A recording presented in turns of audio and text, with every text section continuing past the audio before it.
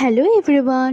তো আগের ব্লগে তো বলেই দিলাম আমাদেরকে লেট করে নামাবে, তো এতক্ষণে নামিয়ে দিয়েছে। আর এদিকে লাইটিং দেখতে দেখতে আমরা আমাদের রুমের দিকে চলে যাচ্ছি।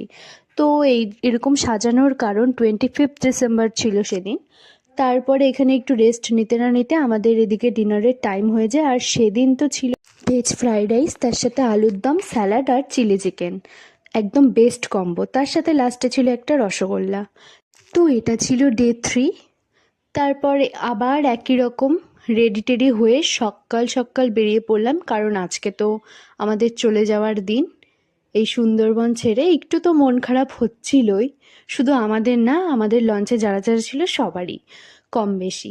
তারপর এখানে দিয়ে দিল আজকের ব্রেকফাস্ট, ছিল ছোলার ডাল, লুচি, তার সাথে মিষ্টি। তো এরকম খেয়ে দিয়ে আবার বেরিয়ে পড়লাম একটা ভিউ পয়েন্ট দেখতে।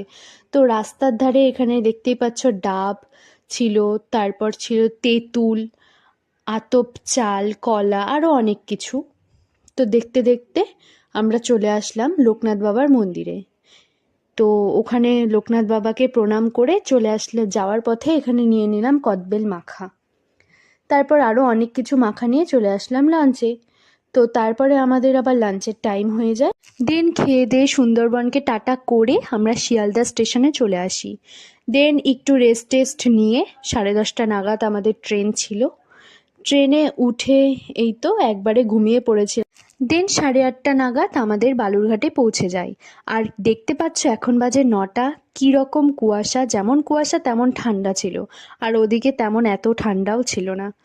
তো এই তো আজকের ব্লগ এইটুকুই। আবার দেখা হবে অন্য কোনো ভিডিওতে। Okay tata, by.